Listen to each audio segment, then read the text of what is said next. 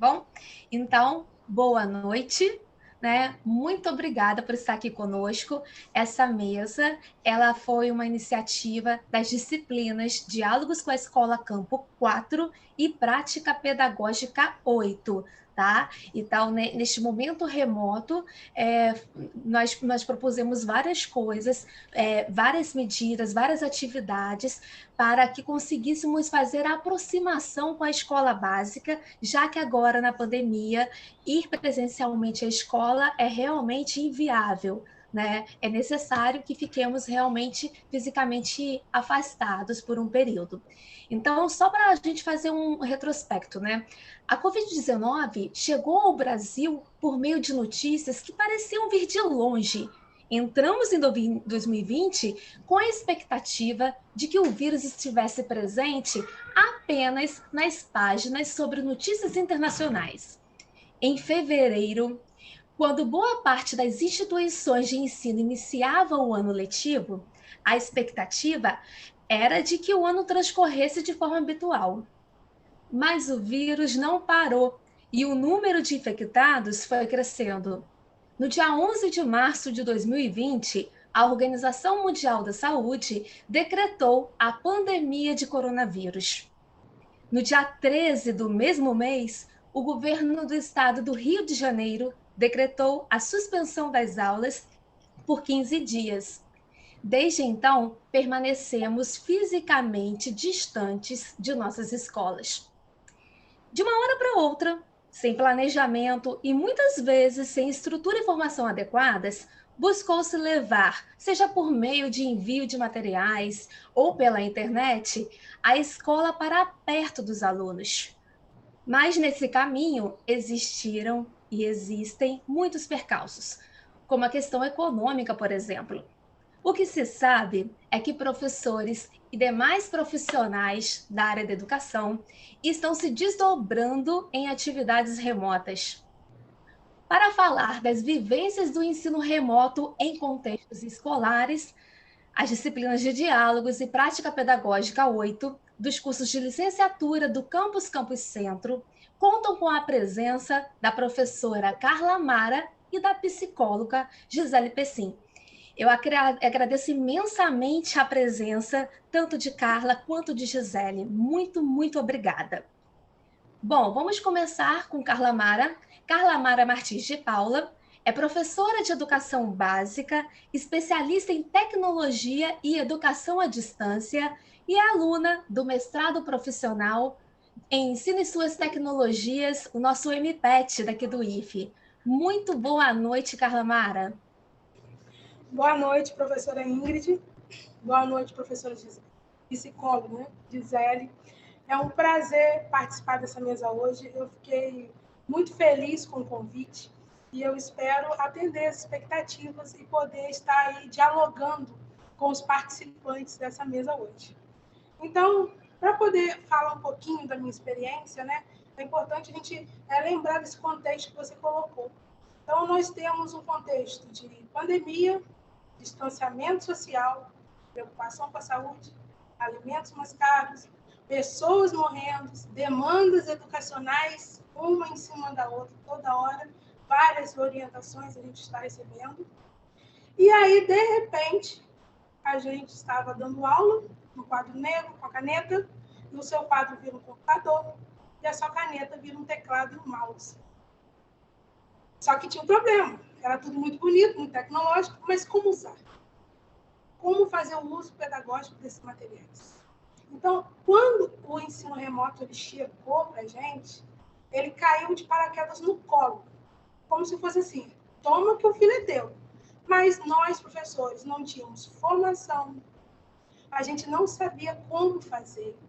Nós tínhamos professores que não sabiam utilizar esses meios de comunicação para poder estar transmitindo algum tipo de informação para o aluno. E aí foi um caos, foi um desespero. No dia 6 de abril, nós teríamos que começar as aulas remotas, junto com os alunos, na plataforma. E nós tínhamos apenas uma semana.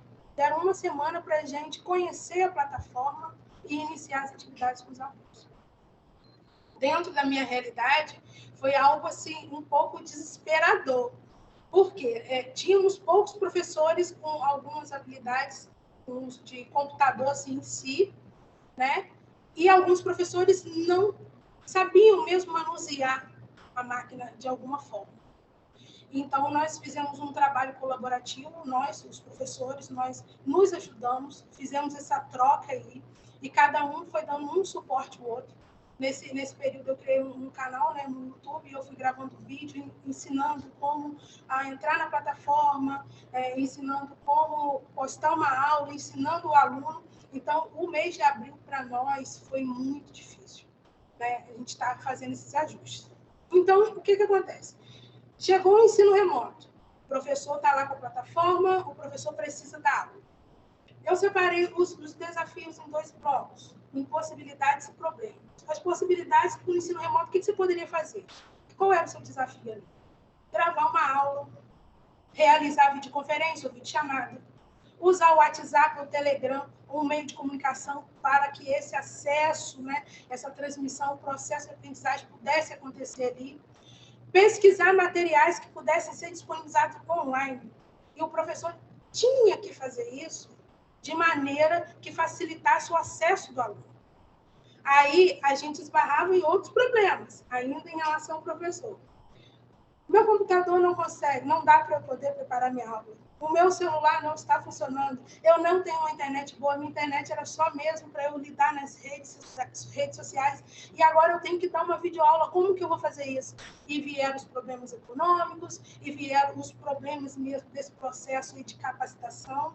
Então, nós temos uma equipe muito boa na escola e nós nos ajudamos, nos abraçamos. E cada um foi fazendo a sua parte, ajudando o colega, para poder conseguir trabalhar. Então, olha só, a gente estava tentando conseguir trabalhar. Aí vieram os outros problemas, que é em relação ao aluno agora. E a clientela que a gente tem? Eu, como professora da rede estadual, sou do interior do estado do Rio de Janeiro. Então, a gente recebe muitos alunos de zona rural. Zona rural, Italva é da zona rural, a minha cidade. Mas a gente tem interiores onde só chega rádio. Na internet, às vezes, tem. Então, a gente tem aqueles alunos que têm internet, mas não conseguem acesso às aulas. É muito pouco, é dados móveis. Alguns alunos não têm smartphone. Alguns têm, mas o smartphone não é possível. Vocês estão me ouvindo? Meu computador tinha fechado aqui. Estão me ouvindo direitinho? Tinha apagado tudo. Sim. Tem os meus alunos, alguns têm smartphone, mas outros não é possível instalar alguns aplicativos que são necessários. E aí os problemas, né, eles vão se agravando, né? A gente tem que atender o professor, a gente tem que fazer com que a aprendizagem aconteça, mas aí a gente esbarra na dificuldade do aluno, o acesso ao aluno, e a gente acredita que a educação ela tem que ser equivalente.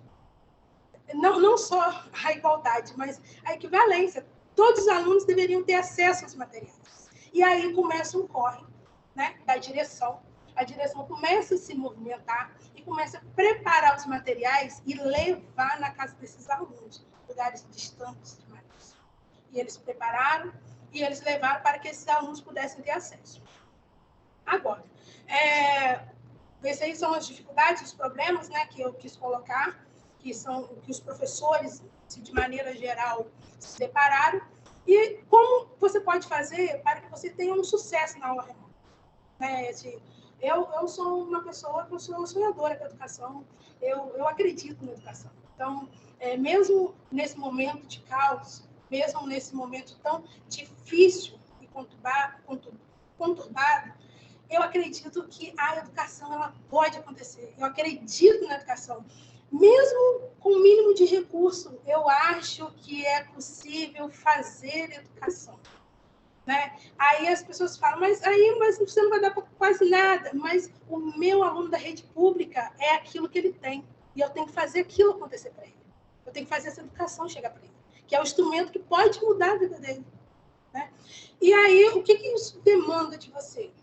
Um planejamento, você planejar suas aulas. Não adianta a gente pensar que a aula remota ela vai funcionar como uma aula presencial. Não vai. Você vai ter que mudar o seu planejamento. Mas eu dou aula assim há 20 anos, eu dou aula há quase 20 anos. Né? E você chegar assim, de repente, eu tenho que mudar. Então, eu sou uma professora de matemática, eu gosto muito desses exercícios, eu acho que aprende. E eu tive que aprender a reduzir os exercícios, buscar outras formas de atividade em que os alunos pudessem fazer de forma colaborativa. Aproveitar os recursos digitais que a gente tem disponíveis, em que os alunos possam estar elaborando, né, construindo as atividades de forma colaborativa. Eu tive que aprender de novo a avaliar. A avaliação é um processo. Eu estou na sala de aula ali, era um processo contínuo, ali no face-to-face com o aluno ali. Então, mas agora eu não tenho mais esse contato. Então, eu tive que repensar o processo de avaliação para fazer, né, esse ensino remoto acontecer. Hoje, eu assisti uma live do professor Morano, e ele fala da educação híbrida flexível. Ele fala isso. E esse ponto, ele é muito relevante para a realidade que a gente tem hoje. Essa flexibilidade é você poder adequar de acordo com a situação, de acordo com o seu contexto.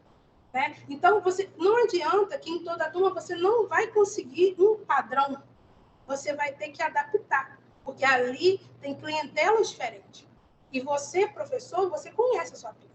Então, você vai planejar de acordo com a clientela que vai receber. Eu queria compartilhar com vocês uma experiência assim, muito legal que eu tive com duas colegas de curso, são minhas parceiras, né? A Mariana Magalhães e Cleidiane Jardim.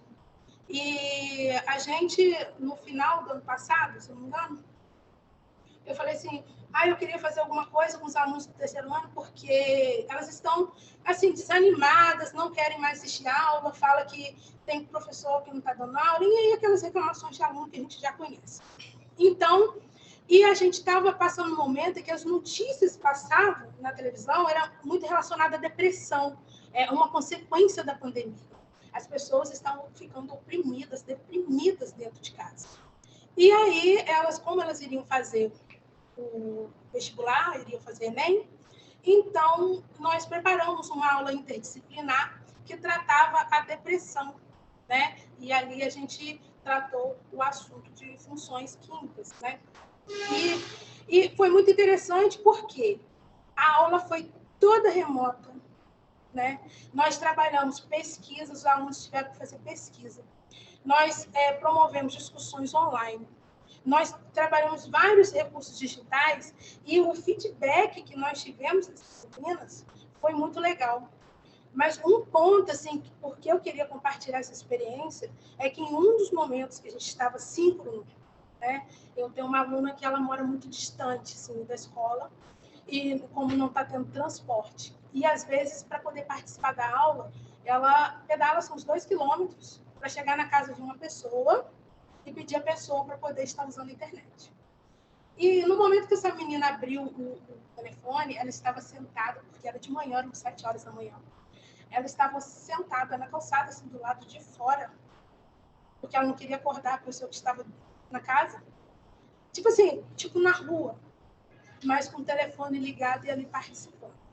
Aquela cena me fez repensar quem sou eu como professora, como eu posso fazer para poder eu conseguir alcançar os alunos. Quantos alunos será que eu tenho nessa situação? Então, às vezes, quando um aluno não participou, a gente sabe que existem N motivos, positivos e negativos. Mas eu acho que a gente sempre tem que questionar por que ele não veio. O que aconteceu? Eu agora estava aqui na reunião, a minha internet estava meio ruim, mas será que porque eu não queria participar?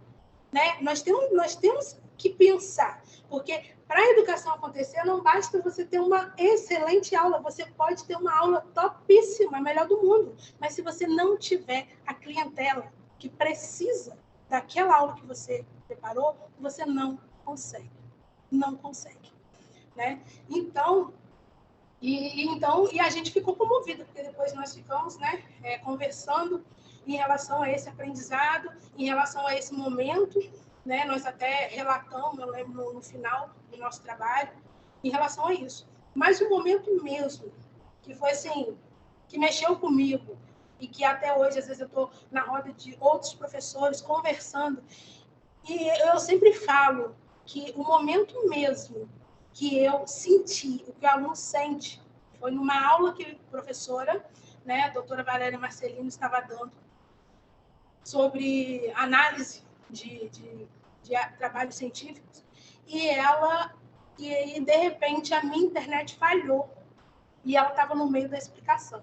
E eu não conseguia voltar para a aula, eram 2 horas de aula, e eu fiquei perdida, eu fiquei no desespero, e eu não conseguia voltar, o meu celular não dava. Aí começou a chover aqui, aí que ficou tudo ruim mesmo, eu não conseguia acessar aquela aula. E aquele conteúdo, para mim, eu tive que pegar e estudar, mas não era a mesma coisa como estava sendo apresentado. Então, quando eu vivi essa situação, eu pensei, eu preciso ser mais empática com o meu aluno. Eu tenho sido solícita, simpática, compreensiva, mas empática. Entender ele nesses momentos, procurar entender o aluno nesse momento, é um exercício muito difícil que a gente tem que fazer. Então, a gente, como professor, se colocar, às vezes, no lugar do aluno, que o aluno sente, e eu comecei a lembrar. Às vezes, eu estava explicando conteúdos de matemática, que são conteúdos assim, que você coloca aquele quadro cheio daquelas funções, aquelas fórmulas, e aquele aluno, a internet caiu, e ele está lá no grupo, tia, eu não estou conseguindo voltar, tia, minha internet caiu.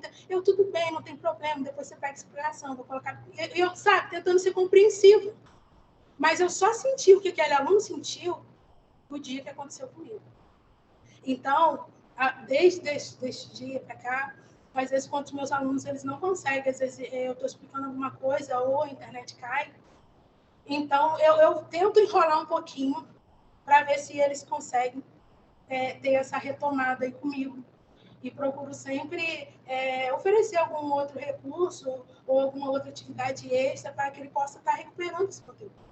Então, essa empatia que a gente tem que ter está muito ligada nesse momento, porque quando a gente fala em aluno, em você entrar na sala de aula ali, nesse momento de pandemia que a gente não sabe quem está do outro lado da tela, a vivência dele, fazer o mapa da empatia ali é importante. Porque, às vezes, a gente precisa se fazer conhecer para a aprendizagem acontecer. Senão, a gente não consegue fazer a aprendizagem acontecer. Aí depende. Você quer apresentar uma boa aula ou você quer que a aprendizagem aconteça? Né? Então, flexibilizar, replanejar, tentar diferenciar como seria presencialmente do online, porque é diferente. Eu para finalizar, eu trouxe um texto, um parágrafo, na verdade, de uma fala do Mourão, e quando ele estava falando, isso me emocionou muito. Eu falei assim, não, eu vou ler isso, porque eu acho que isso, para nós educadores, nós professores, isso mexe muito com a gente. Então, eu vou ler para poder finalizar. A educação é um processo de encontro humano, de encontro de pessoas que se ajudam, encontro de pessoas que ajudam a crescer e a ser em todas as dimensões de conhecimento, sem dúvida. Ampliar a visão do mundo, ampliar a capacidade de enxergar, analisar, aplicar, criar, mas também ampliar a capacidade de compreender quem pensa um pouco diferente, de chegar a acordos, de negociar, de lidar também com alguns fracassos, com algumas perdas, a resiliência. Encontros para aprender a sermos pessoas mais abertas, mais livres, mais interessantes. Então, é aí que podemos fazer isso com mais ferramentas online, menos ferramenta, mais presencialidade ou menos presencialidade física. Mas o foco sempre é o mesmo: educar para ajudar as pessoas, para que tenham condições de transformar a vida. Em toda cultura digital hoje, é um fator importante para a construção do conhecimento. Então, eu quero finalizar minha fala com esse texto, que eu acho que é bem reflexivo nesse momento de ensino remoto, né?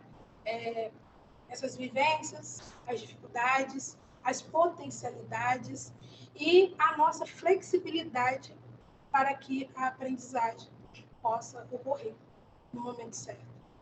Tá bom? Obrigada, professora Ingrid.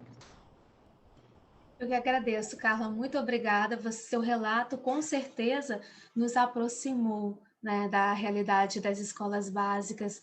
Então, muito obrigada mesmo, tá bom? Agora vamos ouvir a professora, né, é professora também, né, psicóloga Gisele Pessim, que atua nas redes municipais daqui da cidade de Campos e também de São João da Barra, é doutora em cognição e linguagem. Muito obrigada, Gisele. Boa noite.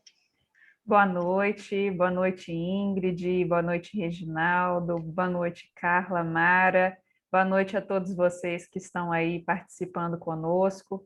É uma satisfação estar aqui e, ao mesmo tempo, é um desafio, né? Diante de tudo que nós estamos vivendo,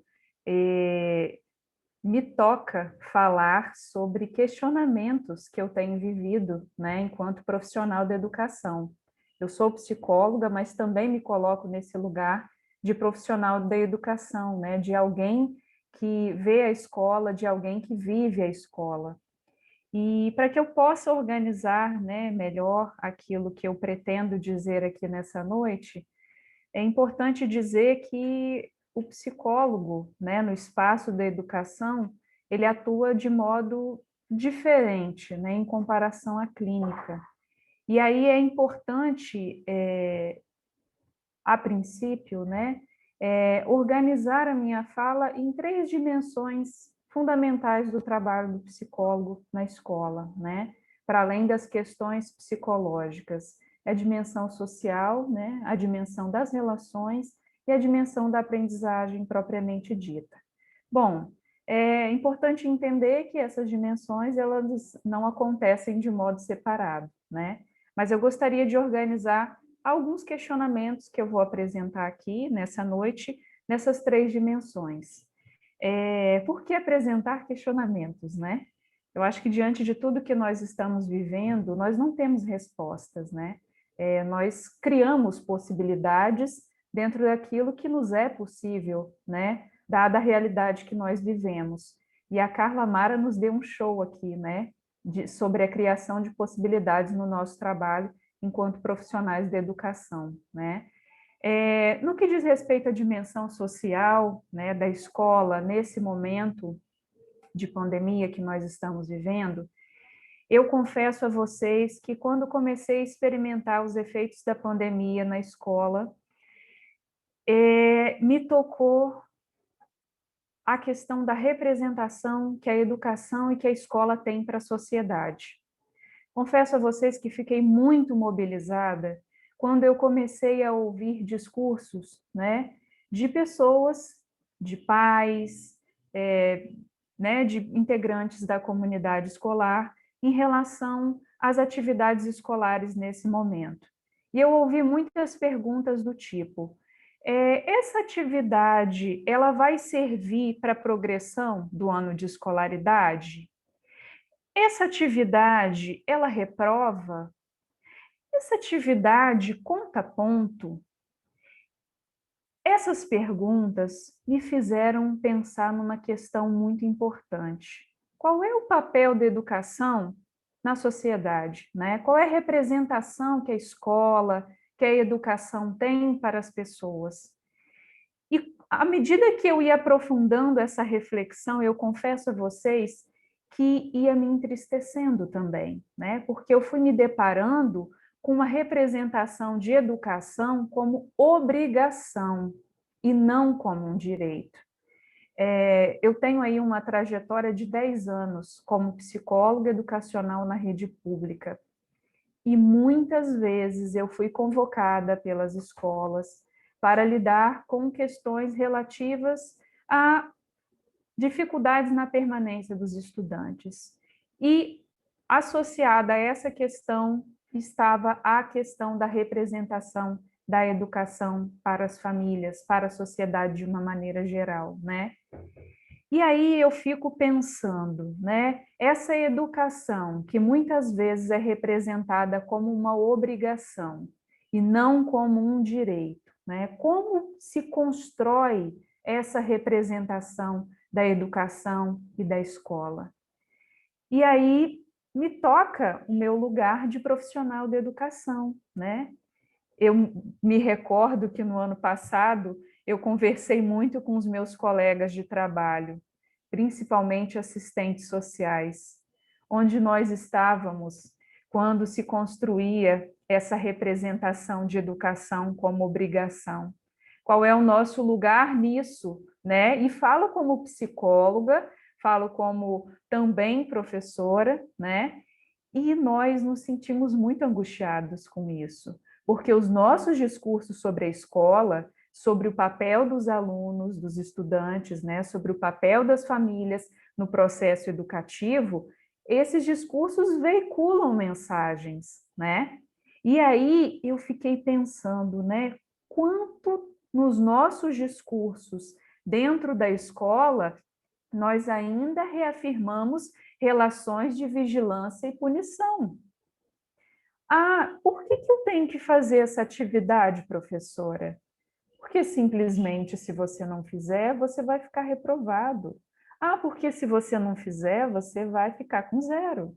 Porque se você não fizer, você vai ter prejuízo na sua progressão, né? Esses são discursos muito comuns e muito presentes na escola.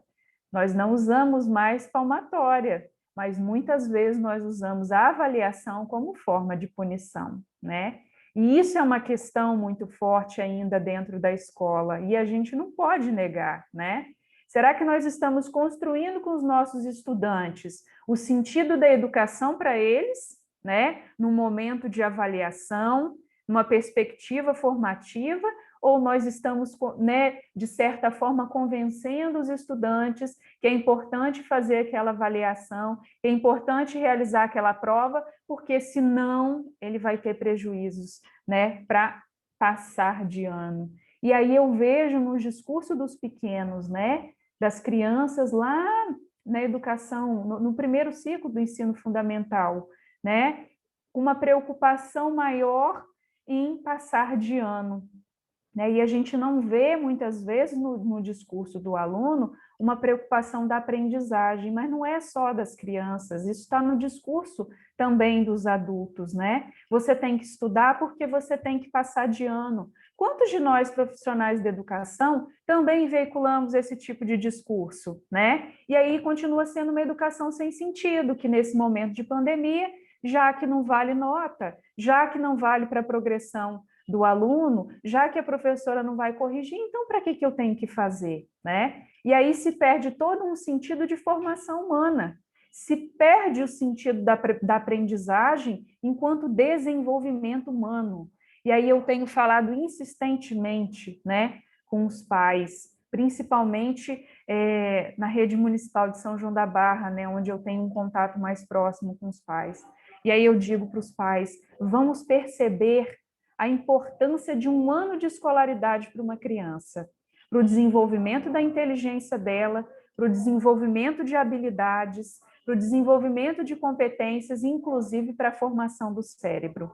Se nós pensarmos na importância de um ano de estímulo, de trabalho, de aprendizagem com uma criança, certamente a gente já vai começar a entender por que a educação é tão importante para as nossas crianças, para os nossos estudantes. Está passando um barulho aqui agora na rua? Está atrapalhando? Ou vocês estão conseguindo me ouvir? Estamos conseguindo te ouvir, Gisele. Então, vou continuar aqui.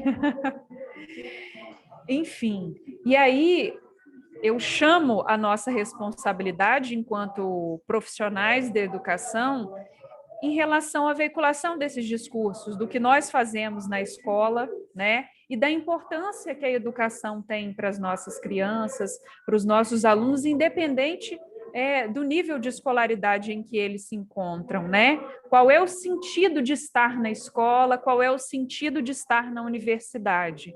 É o sentido de ter um diploma e de concluir os estudos, ou é um sentido muito maior do que esse, de formação, de desenvolvimento humano, né? Então, essa é uma primeira questão que eu trago para a gente pensar nessa noite, né? Dentro dessas nossas responsabilidades enquanto profissionais da educação, né? Precisamos parar de usar a palmatória da avaliação, né? A avaliação, ela precisa ser trabalhada numa perspectiva formativa, né, de desenvolvimento e não de punição, né? Por que os nossos estudantes têm tanto medo de fazer prova, né, de fazer uma avaliação, né? Tá aí a resposta, né? São formas, muitas vezes, de punição, e isso vai sendo construído desde o início do processo de escolarização do estudante, né? Isso também aconteceu conosco. Bom, diante disso, eu também preciso pensar sobre a dimensão relacional da educação nesse tempo de pandemia. A gente vive um isolamento social, né? E muitas crianças não estão tendo contato, nem sequer, né, com o suporte, né, das tecnologias digitais com seus professores. E aí eu fico pensando como psicóloga, para que uma criança, para que um estudante aprenda com o seu professor, ele precisa construir uma relação de confiança. Como que nós vamos construir essas relações, né, nesse momento de isolamento social? E aí eu entendo, né, que nada substitui a interação face a face. Eu estou percebendo isso já completando, né, um ano de pandemia. Eu estou percebendo isso no desenvolvimento de estudantes. Estou percebendo também o sofrimento de muitos professores por não poderem estreitar seus vínculos com os estudantes, né? Os professores também precisam disso para que possam realizar o seu trabalho, né? O trabalho do professor é um trabalho de construção pela via das relações, né? E isso tem sido muito sofrido para os estudantes, mas também tem sido muito sofrido para os profissionais da educação, em especial os professores, né? Que anteriormente à pandemia, né, o seu trabalho era fundamentalmente construído ali, né, na relação com os alunos, na convivência, né, na empatia que a Carla Mara tanto colocou, né? Então, de fato, é um desafio muito grande para nós criarmos possibilidades de interação e de formação de vínculos, né, de novos vínculos e fortalecimento dos vínculos anteriores nesse momento tão difícil, né? Eu vejo que as novas tecnologias da informação e da comunicação, elas abrem possibilidades, mas elas não dão conta de tudo, até porque nós também temos muitas barreiras nesse sentido, né? A Carla também, vou citar você de novo, Carla, falou da questão da dificuldade de acesso à internet, né, a aparelhos, né, que possibilitem essa comunicação. Isso é real, né, nas classes populares, né, é uma dificuldade muito grande que as escolas têm de comunicação, né, com as famílias nesse momento, e isso dificulta muito o nosso trabalho, né? E aí é importante a gente pensar, né, que não basta criar uma plataforma e postar lá atividades para os estudantes, né? Como se dá a aprendizagem nesses espaços, né? E uma outra questão, né? Já falando da aprendizagem propriamente dita.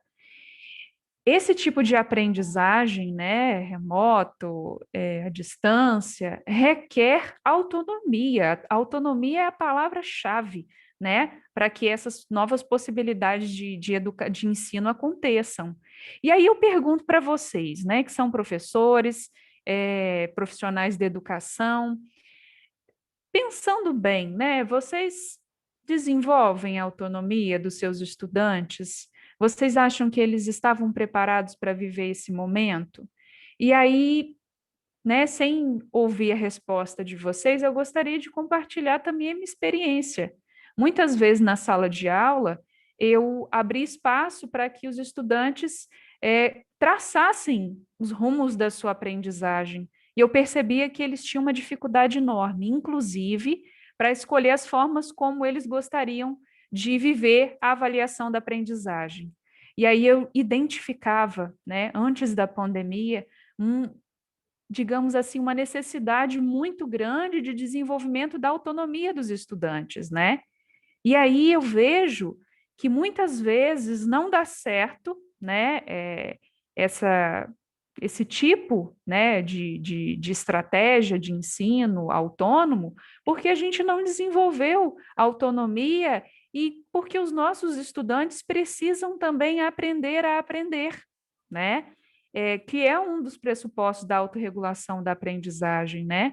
E aí a gente vê que o sucesso dessas novas alternativas ou dessas alternativas que nós estamos utilizando agora depende muito da autonomia e da autorregulação dos nossos estudantes que, né, nem todos estão preparados para viver esse momento, né?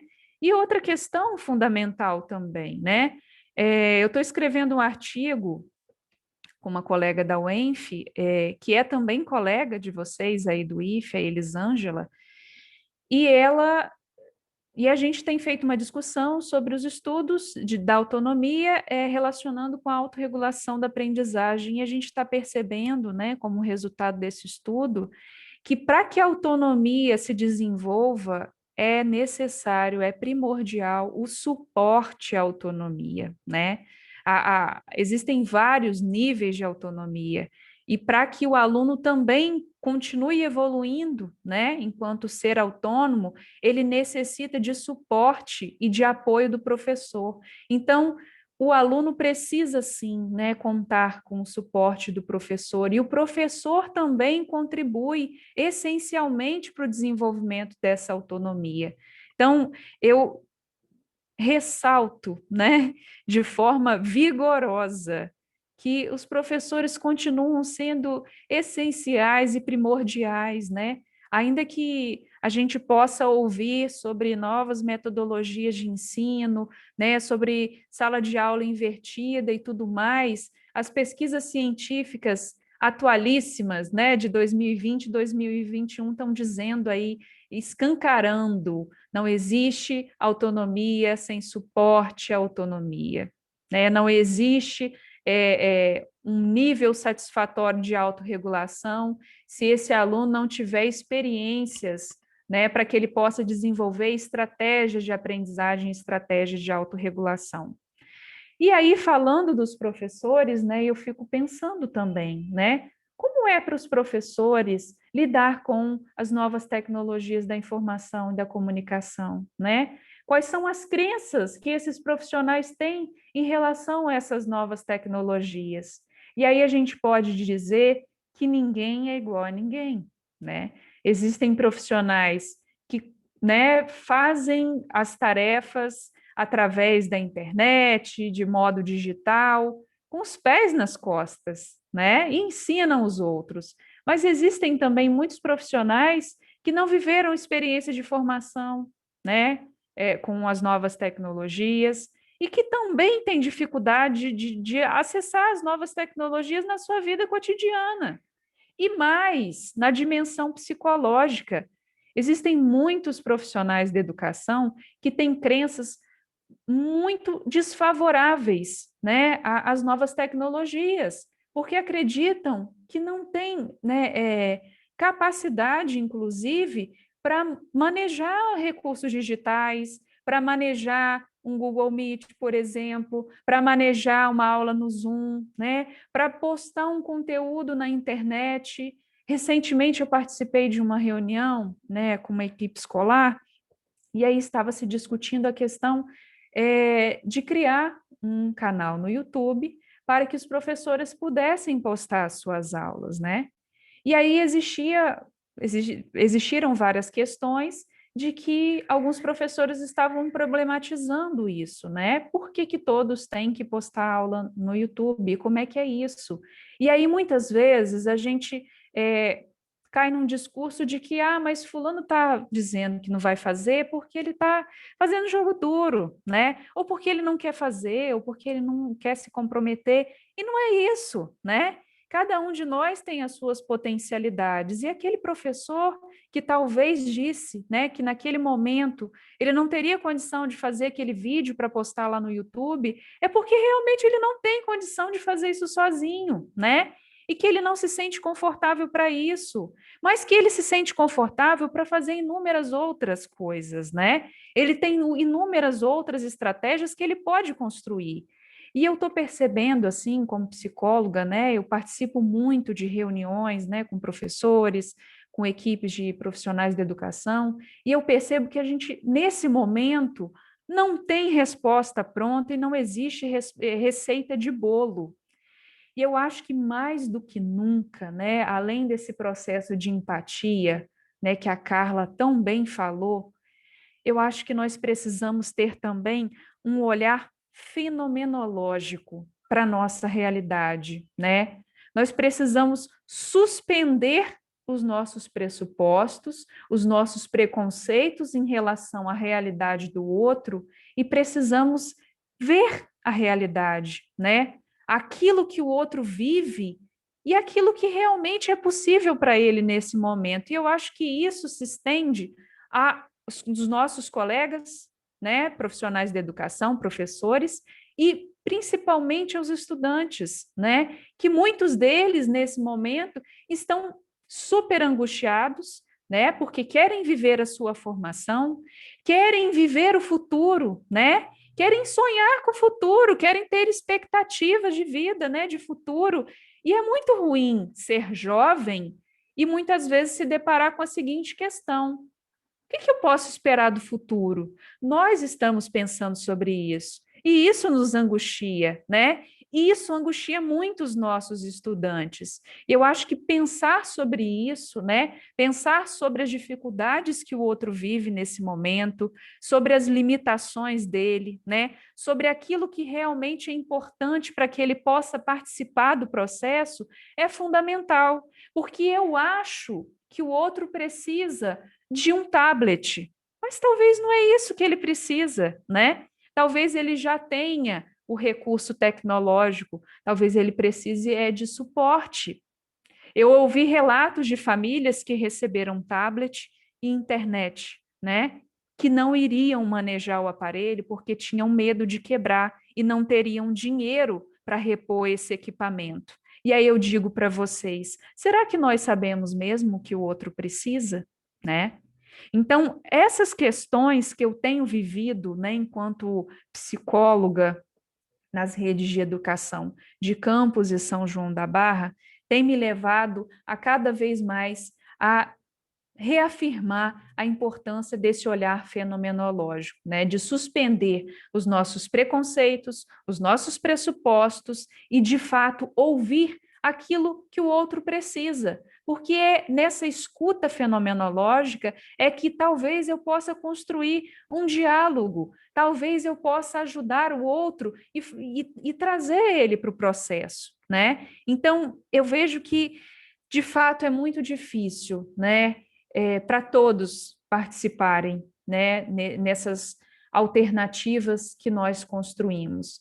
Mas, ao mesmo tempo, eu fico pensando, diante de todas essas angústias que a gente vive, diante das impossibilidades, é que nós somos seres humanos e somos seres de possibilidades, né? Uma coisa que nós fazemos muito bem enquanto seres humanos na nossa vida e na nossa existência é criarmos possibilidades. Então, que nós possamos também, né, usar desse potencial humano que nós temos para criar possibilidades, para que todos possam participar, para que todos possam continuar se desenvolvendo, né? Como alguém que trabalha na educação básica, eu digo, nossas crianças precisam muito de nós, muito, né, para que elas possam continuar se desenvolvendo.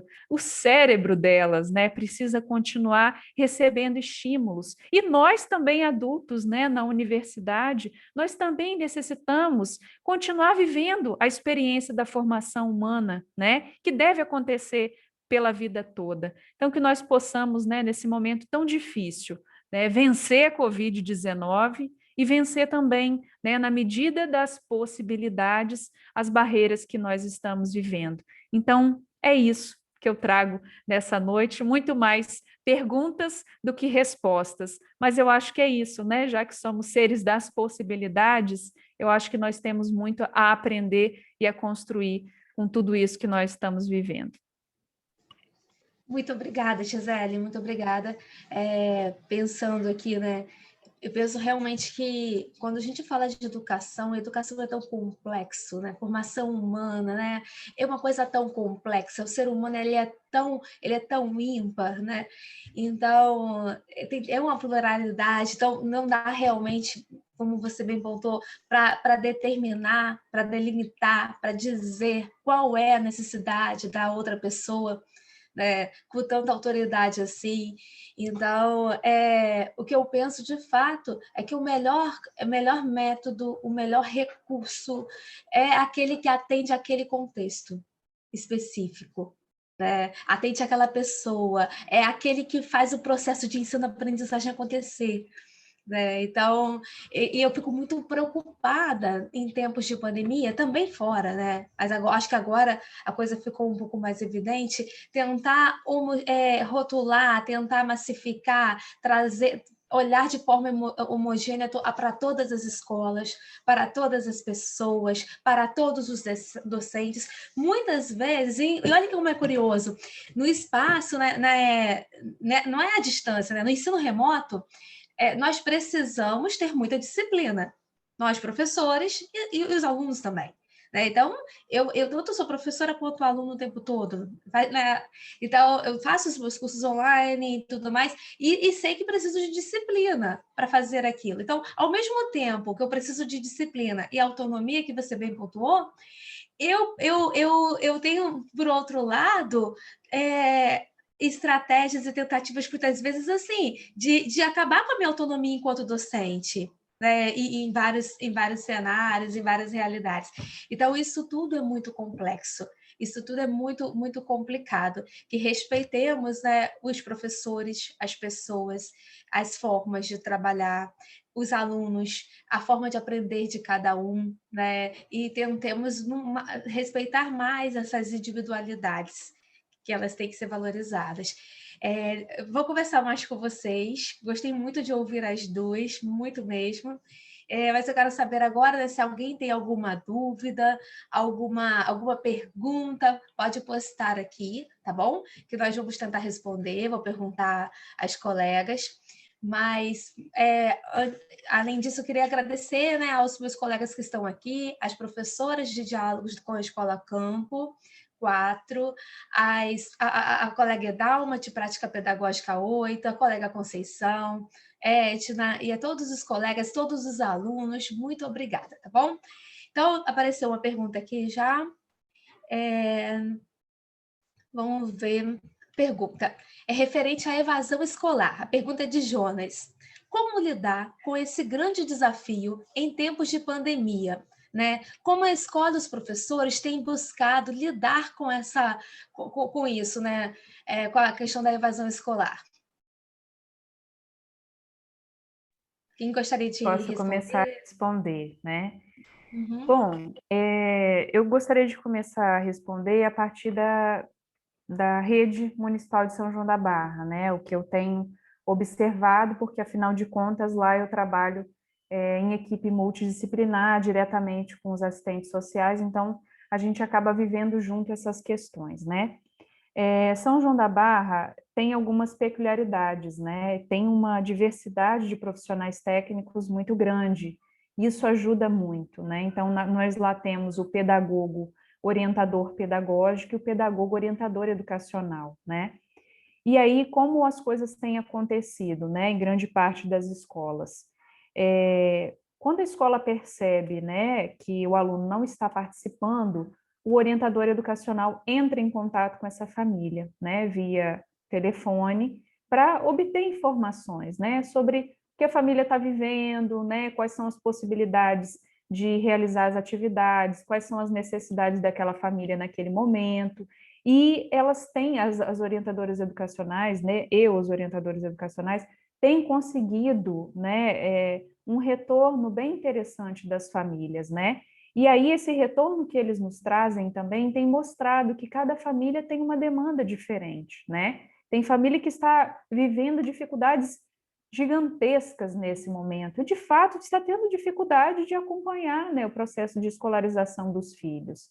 E aí, quando não é possível, né, mediar via a equipe lotada na escola, né, eles também acionam o serviço social, né, que são profissionais que também acabam intervindo nessa demanda da evasão escolar, né? Então, a gente tem trabalhado nessa parceria e, de certa forma, preventivamente também, né? A gente tem trabalhado no sentido de construir com as famílias a importância que a escolarização tem, né, para a formação dos estudantes, e isso, assim, tem repercutido de forma bastante positiva.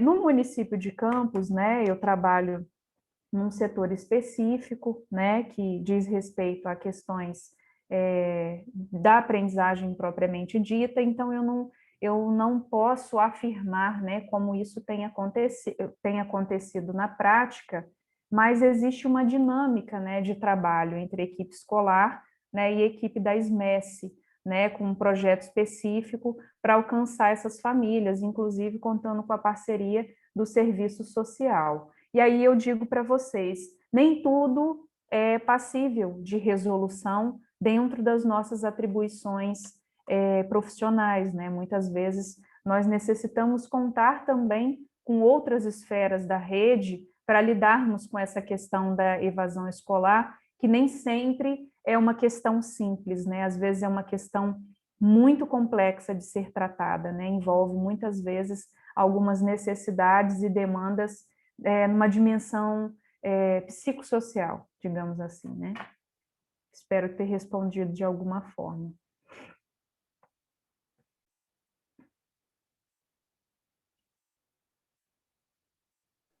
Sim, Gisele, obrigada. Carla quer comentar? Eu queria só complementar o que a Gisele falou. Eu trabalho em 3 escolas da rede estadual do estado do Rio de Janeiro e também sou professora na rede municipal de Campos. Em relação à rede estadual, sempre quando a gente tem um processo, né, que a gente vai fazendo a frequência do aluno diariamente. Quando esse aluno atinge determinado número de faltas, assim, o aluno está faltando, o aluno não está realizando as atividades, ou às vezes quando você vai interagir com o aluno, seja qualquer outro meio de comunicação naquele momento ali da aula, a gente aciona a OE da escola, a orientação, e a equipe diretiva da escola entra em contato. E às vezes a gente se depara com N problemas diferentes, conforme a Gisele ela falou, e para esse aluno é produzido um outro material. Então, por exemplo, às vezes o aluno ele não está conseguindo acessar a plataforma ou qualquer outro meio de comunicação que a gente esteja utilizando naquele momento. Então, nós, professores, produzimos materiais para eles, né, para dentro da realidade deles, e a equipe diretiva da escola vai até esse aluno entregar. Então, dentro da minha realidade aqui, do município onde eu vivo, eu moro em Talva, né, da rede estadual, a nossa equipe da escola, eles vão ao interior, assim, lugares de difícil acesso, para que esse material chegue a esse aluno. Né? Então, a gente tem feito um trabalho de evasão. Ano passado, a nossa evasão ficou bem pequena, se eu não me engano, foi 3% ou 5% apenas. Não deveria ter nenhuma. Mas eu vejo que as redes aqui, né, essas escolas que eu trabalho em particular, a gente tem feito esse trabalho mesmo de buscar o aluno, não deixar nenhum aluno para trás. Tá bom? E na rede de campus, né, aí a nossa escola lá, é a OP que faz esse trabalho, está ligando, está se comunicando, mas eu não sou muito ali em relação à administração ali dessa escola. Obrigada, Carla. Temos mais perguntas, né? Arthur, ele está perguntando assim, ainda sobre a representação que a educação escolar tem na sociedade, olhando por esse prisma, né, das leis que garantem a educação como direito e colocam a escolarização como obrigação, como não tornar a relação profissionais de educação, alunos, família e relações de policiamento, né, Aí ele continua, especialmente agora, né, na pandemia, que muitas escolas têm se valido desse aspecto de obrigatoriedade para ameaçar e denunciar pais irresponsáveis, né, como, por exemplo, denunciar conselho tutelar e tudo mais. Bom, eu acho que isso atravessa uma construção histórica, na verdade, né? E, ao mesmo tempo, uma construção pessoal e coletiva.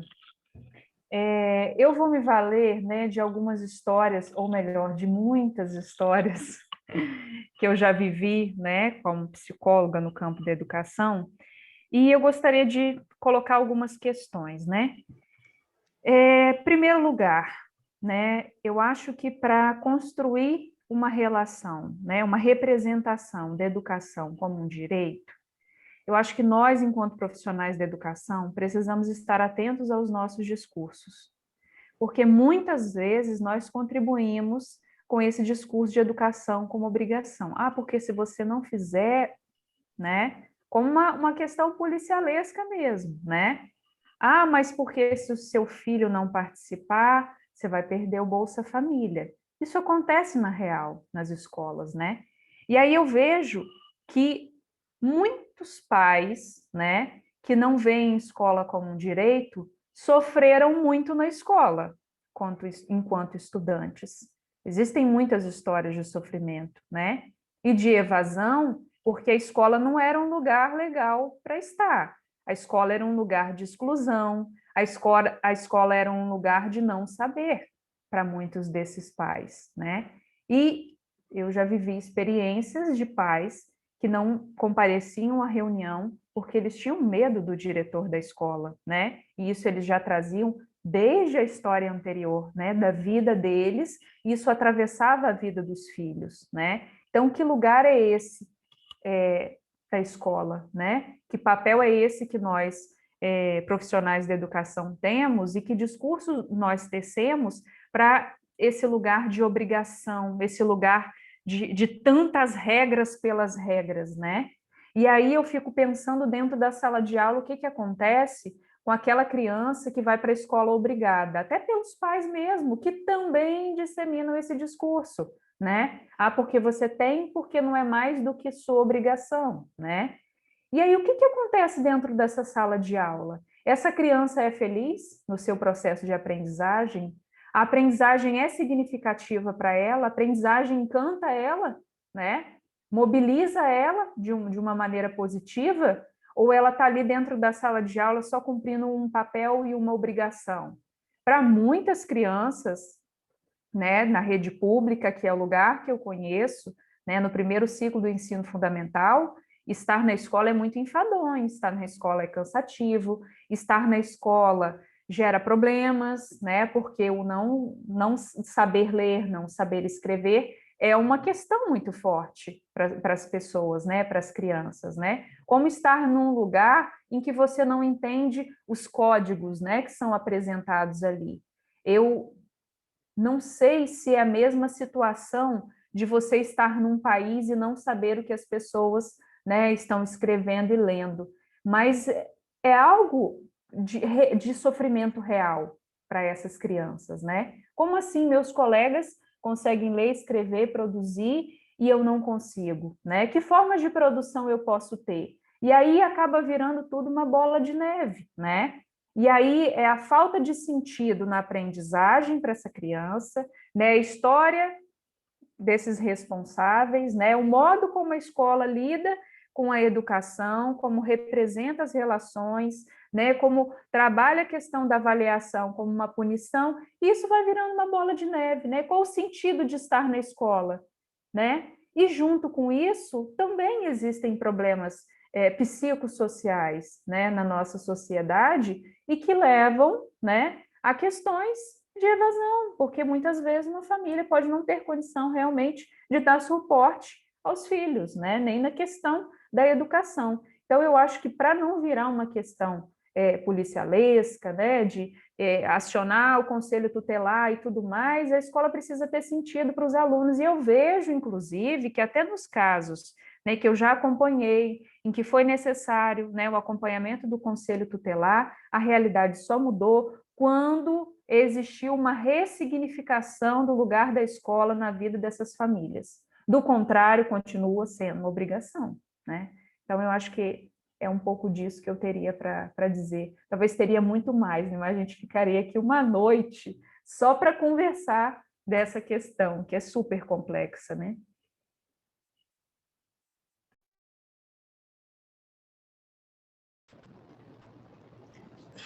Nossa, essa relação aí, eu quanto professora, né, e é um desafio. Eu vou além um pouco. Está muito relacionado ao contexto social e político dessas famílias. Então, hoje a gente tem uma escola em que o aluno tem merenda, o aluno vai para a escola, o aluno fica lá. Os pais saem para trabalhar. Realizar uma relação, uma interação com a família tem sido algo muito difícil. Além desse significado, o que a escola significa, como a Gisele falou, existem outros fatores que impedem também que esses pais cheguem junto. Então, às vezes, a gente tem um aluno que pode estar faltando muito, se o aluno está faltando, você aciona a família não vem, você não consegue falar com os pais, e você tem que acionar o conselho tutelar, porque a escola tem que fazer isso, né? Então, eu acho que assim, eu não tenho muita propriedade para falar desse contexto, assim, dessa dificuldade, dessa interação entre família e escola. Eu tenho aquilo que eu presencio. A dificuldade, às vezes, de um pai estar na reunião porque ele está trabalhando o dia inteiro e ele não consegue chegar. Ou, às vezes, algum pai que chegou fora do horário, o filho já está lá, já saiu tantas horas e não consegue. Ou, às vezes, você tenta falar com o pai, tenta passar alguma coisa, você quer transmitir como que o filho está ali naquele momento de aula e você não consegue. Eu só consigo falar alguma coisa nessa perspectiva. Nessa outra perspectiva, que já é relacionada à gestão escolar, eu um pouco fora para mim. Tá bom? Eu penso que enquanto a gente não entender a educação como direito, né, e um direito que nos torna mais fortes para lutar mesmo em prol de outros, vai parecer obrigação. Mas eu acho que hoje no país a obrigatoriedade é necessária, entende? Porque neste espaço que a gente consegue ainda dialogar, eu acho que a escola tem que se valer disso para usar desse espaço para explicar a importância da educação, não só escolar, mas a importância de estudar, a importância disso tudo para o desenvolvimento da pessoa humana.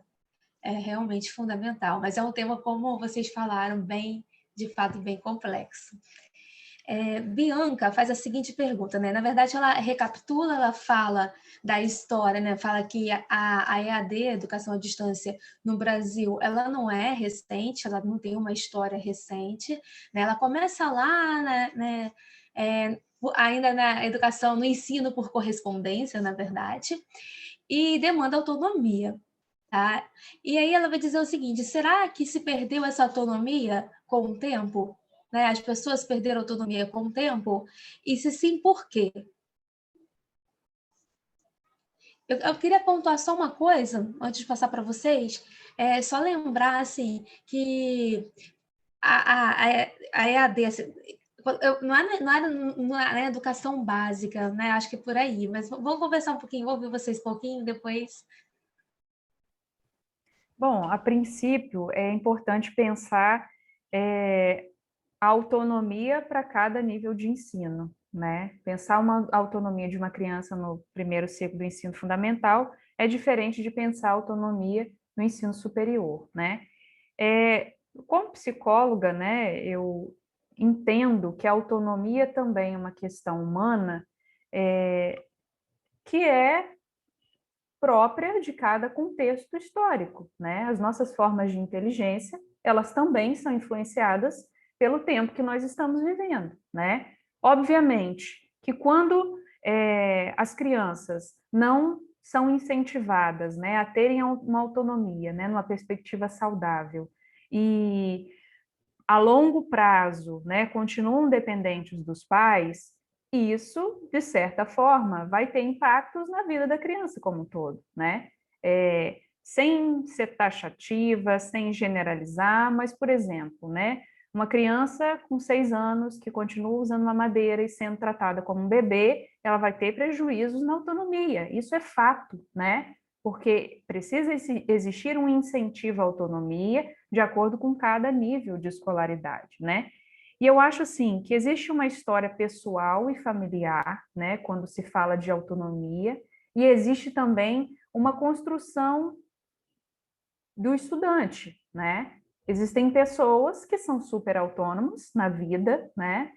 Mas como estudantes, essas pessoas têm uma necessidade maior de suporte dos professores.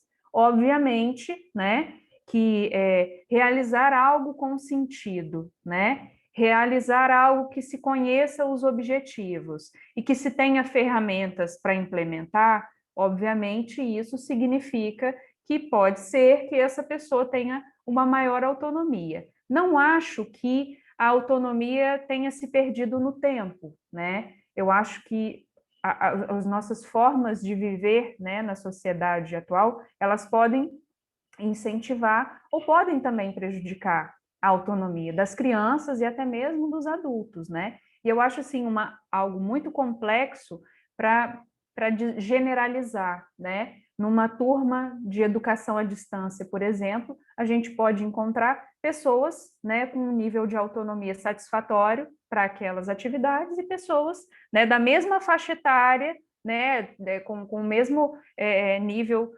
socioeconômico, né, que tenha um nível de autonomia totalmente diferente, né? Eu acho que isso também passa por uma construção individual e uma construção enquanto estudante também, né? Eu vejo que, infelizmente, as escolas ainda trabalham muito pouco a autonomia do estudante, né? A autonomia da aprendizagem numa perspectiva de que o estudante tenha autorregulação para traçar seus objetivos, né? Eu vejo que muitas vezes na escola não tem espaço para o aluno tomar decisões dentro de um determinado enquadre, né? Tudo já vem muito pronto. Isso também toca o nosso trabalho enquanto profissionais da educação, né?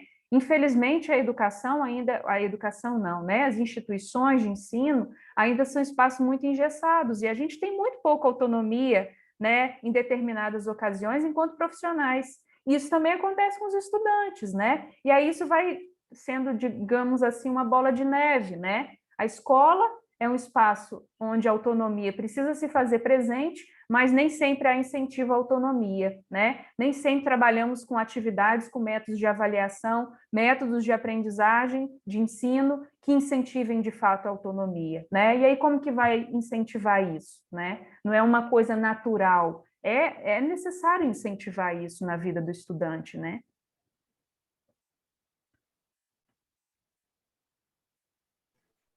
Sim. Carla, quer comentar?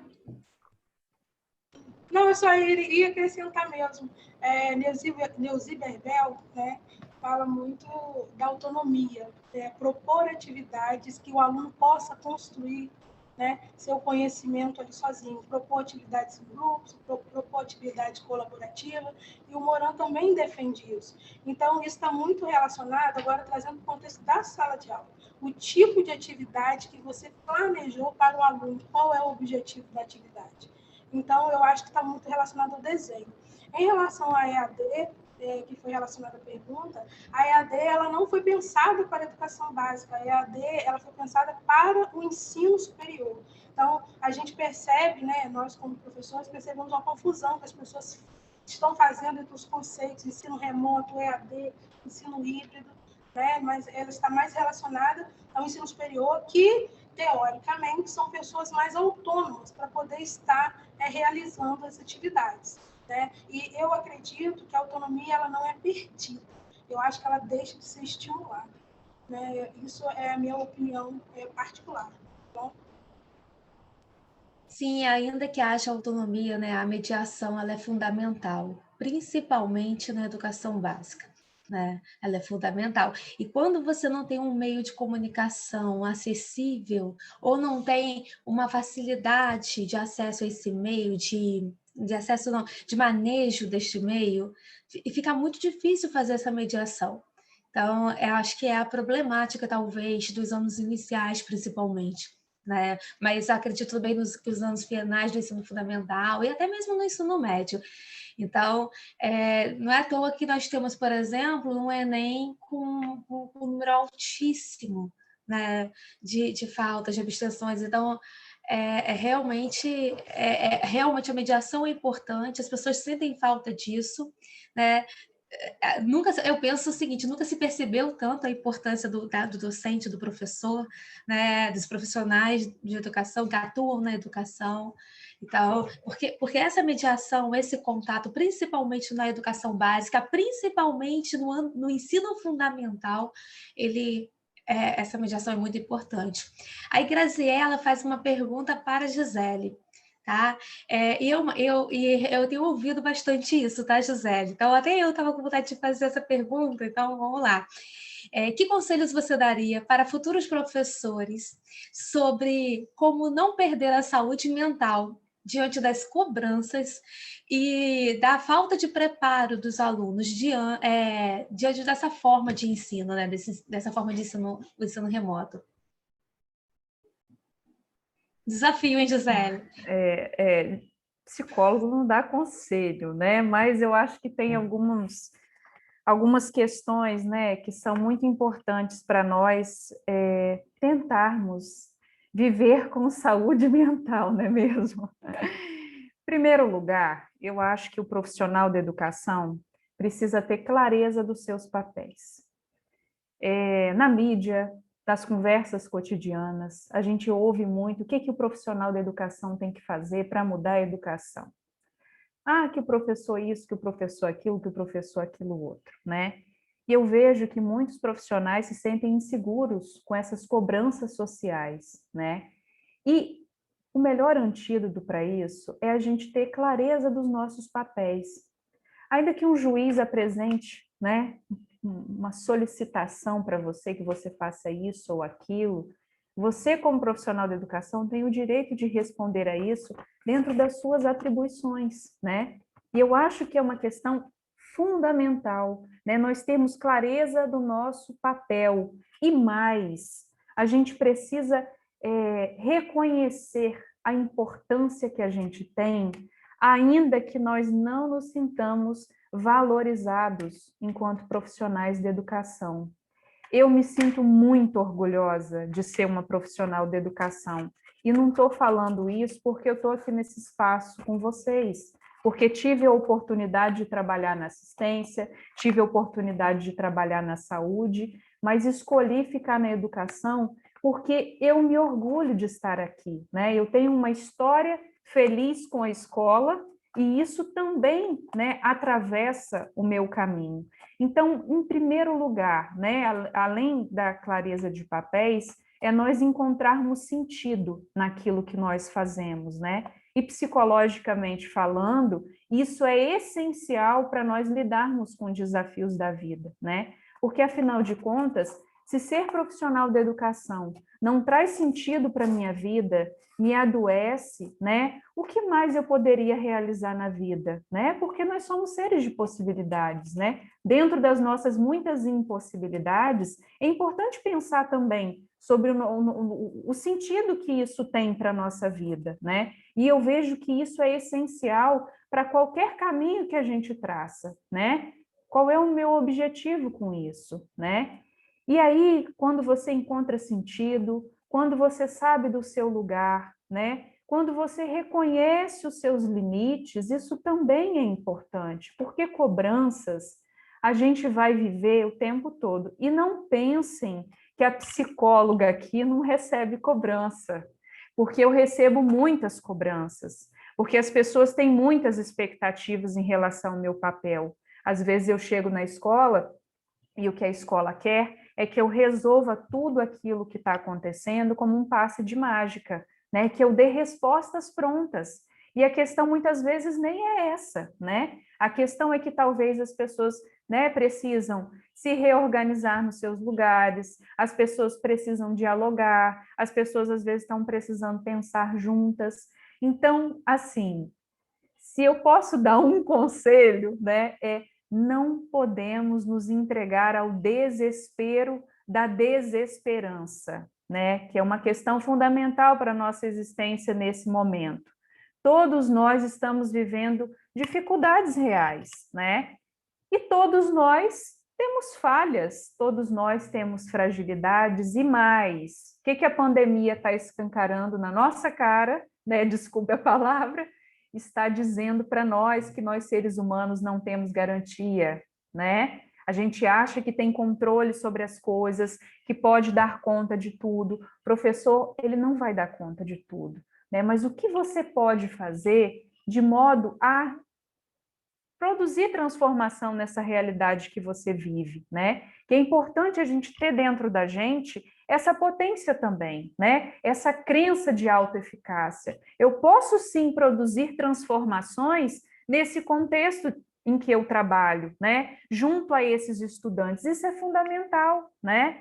E se eu não tenho essa crença que eu posso produzir transformações, o que acontece comigo e como eu me vejo nessa profissão? Então, como psicóloga, eu posso dizer, existe uma dimensão social, mas existe uma dimensão pessoal também de reflexão, né, em relação ao seu lugar no mundo. A gente não dá conta de tudo, né? Mas dentro das suas atribuições, do que você conhece como ser professor, o que você realiza.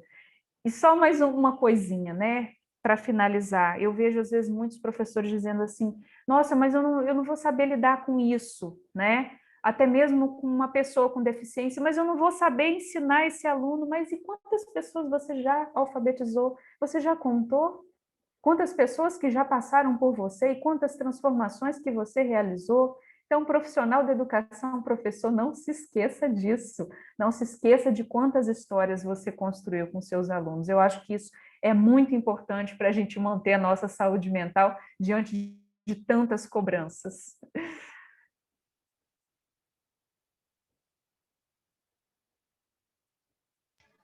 Obrigada, Gisele. Vamos aguardar só a troca aqui. Eu li a mensagem aqui. Bom, tenho mais algumas perguntas ainda. O nosso tempo ele já está, né, acabando.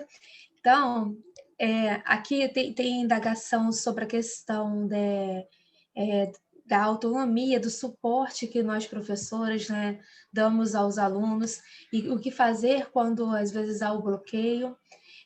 Mas eu queria, se você puder, Carla Mara, juntar essa questão com uma questão que eu tenho para você, né? Eu tenho enfrentado o desafio quando eu fui para, e eu acho que os colegas também, quando eu fui para o remoto, eu conhecia as minhas turmas presencialmente. Então, eu conhecia tanto no estrito quanto na licenciatura, eu conhecia. E agora são turmas novas. E como estabelecer, né, essa proximidade que é tão necessária, conhecendo essas pessoas remotamente, conhecendo essas pessoas com conexões nem sempre boas, né, enfrentando situações diversas, dificuldades diversas. Então, como você tem feito para se aproximar dos seus alunos neste momento? É uma pergunta também complexa, Ingrid, confesso. Mas vamos à primeira, a questão, né, sobre a atenção que a gente dá aos alunos. Olha, ano passado eu tinha 15 turmas, então eu tinha sexto, sétimo, terceiro ano do ensino médio, segundo ano, só não tinha turma de primeiro ano. São clientelas diferentes, municípios diferentes, Itaperuna, Cardoso Moreira e Talva, e Campos, mas Campos, né, não estava tendo esse contato, essa interação com o professor. Mas nas outras escolas, sim, alunos de realidade diferente. Existem dois viés em relação à pergunta colocada sobre a atenção, né, que o professor ele pode estar ofertando ao aluno. Hoje, eu tenho um grupo de matemática para cada turma que eu leciono. Né? Então, os turmas de sexto ano são 42, 45 alunos e assim vai. E os alunos, eu tive que fazer um recadinho e colocar um cronograma de horário para eu estar disponível para eles ali. Porque os alunos, eles às vezes, eles mandam mensagem para você meia-noite, 1h da manhã, fora do horário. Às vezes você tem outra turma e eles te ligam. Aí eu coloco assim, estou dando aula agora, como são pequenos, né, a tia vê depois. Depois eu retorno. Só vou retornar depois das 8. E eu tento manter um cronograma de horário. Então, como eu não sei exatamente o contexto, eu sei o seguinte, eu vou falar de mim. Eu tenho um horário que eu me coloco à disposição para os meus alunos, para eu poder estar atendendo. Então, eu tenho dias, eu coloco lá no grupo especificado o dia que eu irei atender esse aluno, né, para que esse aluno possa, de repente, estar me mandando mensagem, de repente, fora do horário, e eu não responda, e ele também não ache que eu estou ignorando, né, naquele momento. Mas eu acho que isso também é uma questão assim, muito pessoal, né? A pergunta também é uma pergunta bem forte, digamos assim. Então, é uma questão muito pessoal. Eu acho que isso é uma coisa que tem que ser acordada entre a turma e o professor. Né? Eu acho que aí tem que ter... E a interação, a troca tem que haver. O professor ele tem que dar atenção, ele tem que dar suporte ao seu aluno. Como ele vai fazer isso? Ele vai ver qual é a melhor maneira que ele pode fazer para o tipo de clientela que ele tem. Agora, vamos lá em relação a conhecer os nossos alunos. Bom, eu tenho o 6º ano, que eu amo muito dar aula para eles, são 40 e poucos alunos. As turmas do ano passado, de 6º e 7º, eu já peguei no meio do ano para lá, então eu não conhecia os alunos, eu nunca vi. Mas, assim, reforçando uma fala do Moran também, que eu ouvi hoje, coincidentemente, ele fala que quando nós colocarmos os recados para os alunos, que nós tenhamos um pouquinho de afetividade na hora de colocar. Né? Mesmo não é para você colocar uma mensagem de amor, mas que o aluno sinta ali que você está disponível para fazer determinada interação com ele. Então, quando de manhã eu coloco lá que o horário é 7 horas, mas 6º ano, 5 para as 7, eles te mandam mensagem, não tem jeito, porque são pequenos, eles são assim. E aí eu coloco a mensagem, bom dia, né? E aí eu vou tentando conhecê-los, né? O primeiro encontro eu sempre faço via Google Meet, para que eu possa interagir com esses alunos.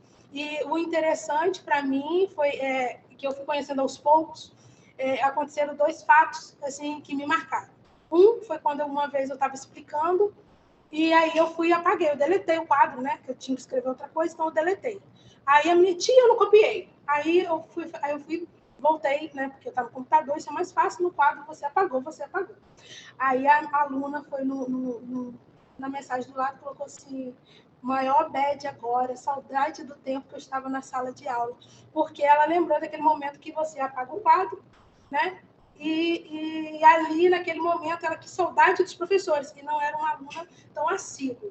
E eu consegui manter esse contato com essa turma o ano inteiro. Os alunos que não conseguiram acessar desses 42, foi em torno de 9 alunos, mas porque eles moravam em zona rural muito distante. Não tinha como. E eu mandava explicações para eles por escrito, para que eles tivessem acesso, tivessem aprendizagem. Aí passou o tempo, né? A gente via mídia assim, a gente quase não vê. Aí, um outro dia, eu estava na casa de um amigo e chegou uma aluna. Ela chegou perto de mim e falou assim, eu não conheci mesmo, porque são muitos alunos, gente, não dá para decorar, ainda mais via mídia. E ela chegou perto de mim e falou, você é Carla Mara? Eu falei assim, sou. Você dá aula para mim. E ela ficou numa alegria quando ela me viu naquele momento. Eu, nossa, que legal, qual o seu nome? Perguntei. Aí lembrei, né, da turma que ela era pelo nome, mas não conheci. Mas é possível, né? Vai depender da maneira que você aborda o aluno inicialmente, a maneira que você se apresenta para o aluno, né? Eu sinto que você se doar, nós somos facilitadores da aprendizagem. E você está ali, você conversar abertamente com o aluno, você está disposta ali a ouvi-lo, dar um bom dia inicialmente, né? Perguntar todos estão bem, porque agora a gente vive num momento, né, tão difícil, a gente não sabe quem está do outro lado da tela, se perdeu um parente, se não perdeu, como que está a situação dele, a gente não sabe. E aí a gente vai construindo passo a passo. O nome de todos os alunos, a gente não consegue memorizar mesmo, às vezes nem o rosto, mas a interação a gente vai construindo aos poucos. E o primeiro encontro é fundamental. Assim, o primeiro encontro, eu acho que é a chave aí, né? Falando em termos de sexto, segundo ano também. Eu não tenho ensino superior com você, mas com o segundo ano também foi do mesmo jeito, um pouco mais sério, né, que os pequenos, mas que funcionou bem. Assim, essa primeira, consegui manter uma frequência nas aulas até dezembro muito boa, muito legal. Assim. Foi top. Obrigada, Carla. Gente, eu agradecer muito a vocês duas. Foi uma noite muito boa. Gostei muito de ouvir as duas. Essa noite realmente de partilha para a gente trocar ideia, né? Falar um pouquinho das experiências. Então, penso que neste momento de tantas dificuldades, de tantos desafios, temos que dar as mãos de fato, trocar as nossas experiências, trocar os nossos conhecimentos mesmo, dialogar para buscar caminhos. Então, eu agradeço imensamente. Muito obrigada, Gisele, pela colaboração, né, pela generosidade, pelo carinho. Obrigada, Carla Mara, também pela colaboração, generosidade, carinho, essa garra. Então, obrigada aos intérpretes que aqui estão, que fizeram com que essa palestra, com que nossas falas, com que nós pudéssemos alcançar as pessoas que não podem ouvir. Então, muito, muito obrigada pelo trabalho de vocês. Obrigada a Ana Laura, né, que está aqui conosco, sempre apoiando de forma tão competente, tão dedicada. Obrigada, Décio, pela parceria de sempre. As minhas colegas lá, né, das disciplinas de diálogos, que pensaram, nós pensamos juntos, todos juntos nesta mesa, pensamos na proposta. Obrigada a vocês, alunos que estão conosco, que na verdade, nos dão energia, né, meninas, para que continuemos, para que pensemos nas estratégias, para que não, o que eu vou fazer, o que eu vou falar, como será a aula, tudo é pensando sempre em vocês, e vocês passam essa energia para a gente. Obrigada aos outros colegas que aqui estiveram conosco, estão ainda, Conceição, Edna, Felipe, e perdão aos outros que eu não consegui ver, mas muito, muito, muito obrigada. Alguém tem alguma coisa a acrescentar? Vocês querem acrescentar para a gente se despedir? Eu quero.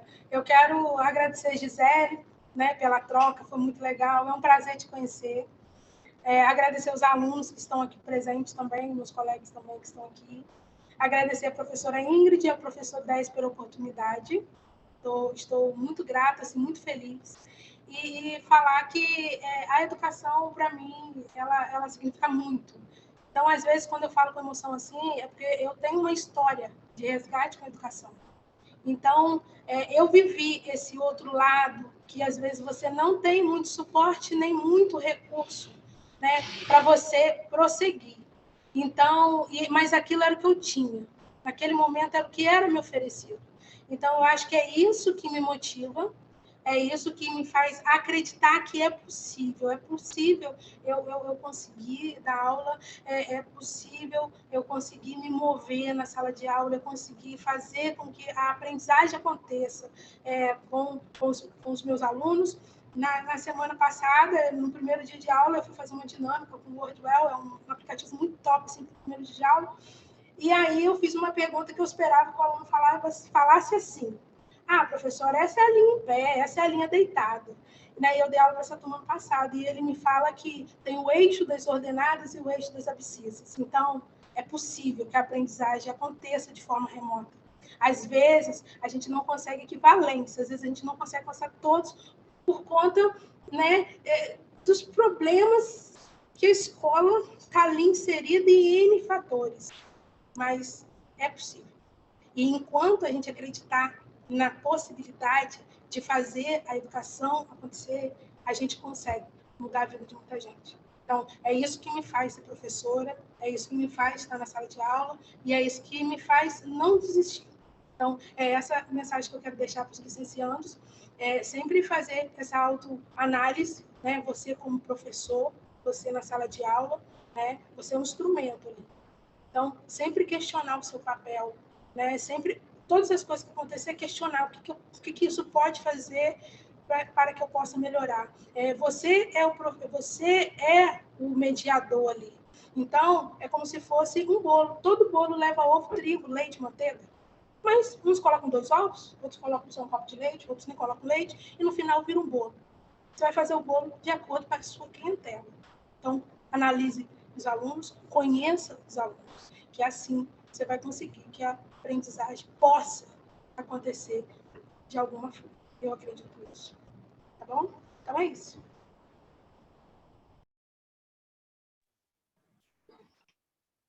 Gostaria de agradecer mais uma vez, né? Estendo, ou melhor, repito os agradecimentos da Ingrid, né? Para não ser repetitiva aqui, e peço desculpas também aos intérpretes que não percebi aquele momento de troca.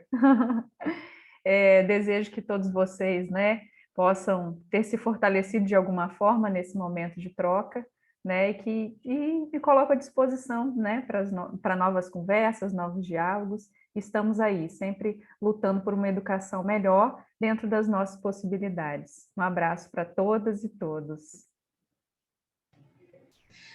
Obrigada.